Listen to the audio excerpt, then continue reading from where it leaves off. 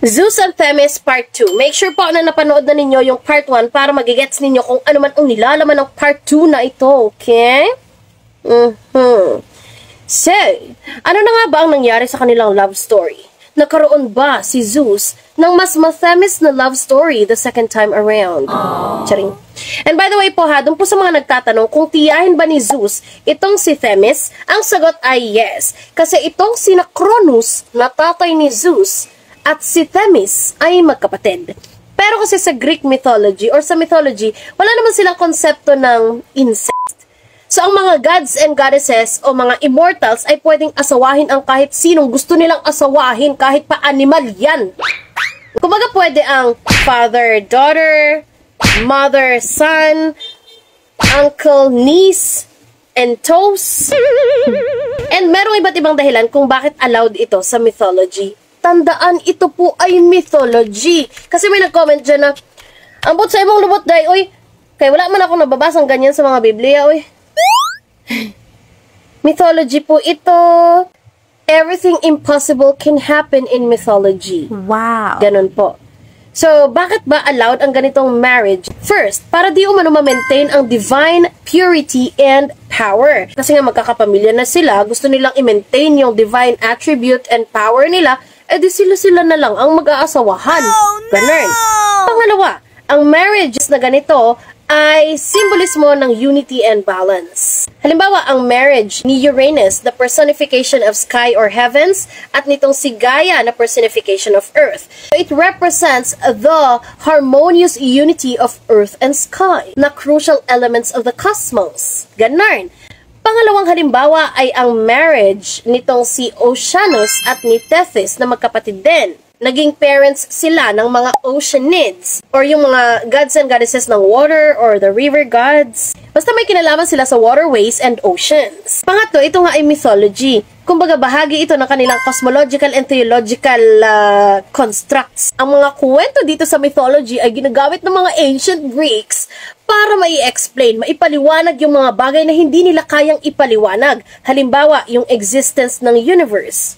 O kaya ay yung human existence. Through mythology, na i-explain nga nila, na ipaliliwanag nila sa mga tao na, ay, ito may gods and goddesses kasi. And tandaan natin, ang ganitong mga scenario ay part ng mythological traditions and not really reflective of the societal form of humans.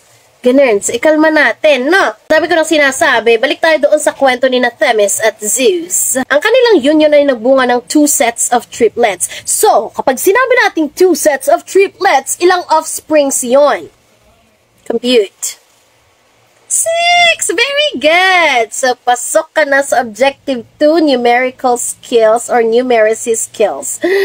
Check ka na. Charing. Ang first set of triplets ay tinatawag na Horai or Hore. Alternative pronunciation is Ores, meaning seasons or hours.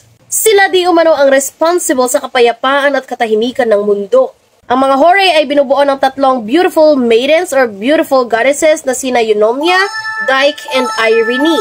Sila di umano ang responsible din sa seasons, sa proper flow ng seasons. Dahil nga meron din silang kinalaman sa agricultural cycle, ay sila di umano ang nakakaalam kung kailan ang best time para magtanim ng carrots, kamatis, repolyo, radish. Charing. So alamin natin ang job descriptions ng bawat isa sa kanila. Una ay si Eunomia. Eunomia. Hindi yan pneumonia, it's Eunomia. She is the goddess of lawful conduct and societal order. Wow. Siya di umano ang naninigurado na ang bawat batas ay nasusunod at nare-respeto ng both mortals and immortals. Second is Dike, the goddess of justice and moral order. Siya ang nag-e-emphasize sa kahalagahan ng hustisya sa lipunan.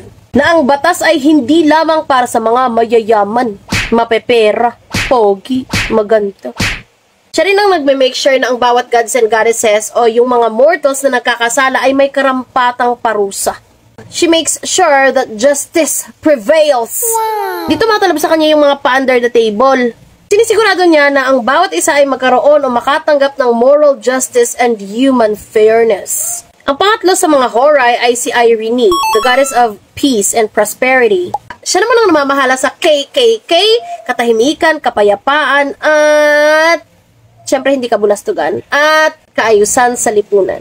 So, endorser siya ng peaceful life, economic stability, and overall happiness. Hindi lamang ng mga mortals, but also the immortals nga. So, yun ang job descriptions ng tatlong hore na sina Eunomia, Dyke, at sino yung pangatlo? Irene. Dumako naman tayo sa second set of triplets na tinatawag naman na Moirai or the Fates. From the name itself, Fate, sila ang humahawak sa fate and destiny ng bawat individual. Another set of beautiful maidens na naman ito ha, sina Clotho, Lachesis or Lachesis at si Atropos. So ano naman kaya ang job description nila, no? Ang pangalan sa kanila ay si Clotho, the spinner. So siya di umano ang naghahawak ng thread of life. Siya ang nagdedetermine kung kailan ka manganganak. May control siya sa beginning of life. So halimbawa, no, iring-iri ka na. Anak ka na. Masakit na talaga. At gusto nang lumabas ng bebe. Pero sabi nitong Clotho na to, "Hey, wait lang kasi hindi pa time. Mag-labor ka muna ng 12 to 16 hours pa." Sorry. Kaya naman sasabihin niya na, "Ay, hindi ka sa ospital ipapanganak kasi dito ka sa kotse o kaya ay dito naman sa tricycle." Ganun. So, yun ang trabaho ni Clotho. Pangalawa sa Moirai ay si Lachesis or Lachesis. Depende sa, bahala kayo sa pronunciation. Basta ganun. Lachesis or Lachesis. Siya naman ang taga-desisyon, desisyon kung hanggang kailan ang buhay mo.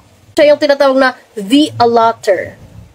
Halimbawa sabihin niya sa'yo, 3 hours ka lang mabubuhay or 3 minutes ka lang mabubuhay or 10, 9, 8, 7, 6, 5. Ganun. Siya yun.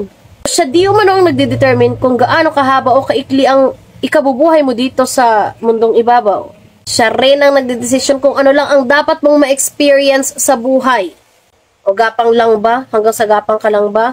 Hanggang sa dede sa nanay? O kaya naman ay hanggang matandang-matanda ka na or 125 years? Sila Chesis o sila Kesis ang naka-assign doon. Ang bunso naman ay ang tinatawag na the unturnable or the inevitable.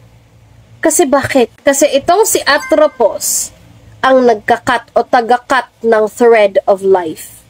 Di umano. Sa mythology na naman ito, ha? She signifies the end of life. Siya yung nagre-reinforce sa mga tao na dapat tanggapin nila na ang death ay inevitable. Pwedeng dumating yan kahit kailan. Kahit nga tumatawa ka ngayon, tapos bigla kang nangisay, o kaya naman ay tumatakbo ka, bigla kang natumba. So, si Atropos ang nagsasabi na, okay, people, you have to be ready because pwede kong i-cut ang buhay ninyo anytime I want. So, kung time mo na talaga. Hindi ka pwedeng kumapit sa pintuan ng awat. Sabihin mo, oy, Atropos, wait lang. Kasi hindi ko pa napapasagot yung nililigawan ko. Ganun, no. So, overall, ayun ang kinahantungan ng love story ni Themis and Zeus. At kalaunan, sila ay naghiwalay. Sabi na sa inyo kahit gaano pa kasaya yung mga relasyon ninyo, darating at darating sa punto na maghiwalay din kayo. So, bakit niyo pa kailangan ipaglaban? Charis. So, kaninong kwento na naman kaya ang gusto niyo pagchismithan sa mga susunod na videos?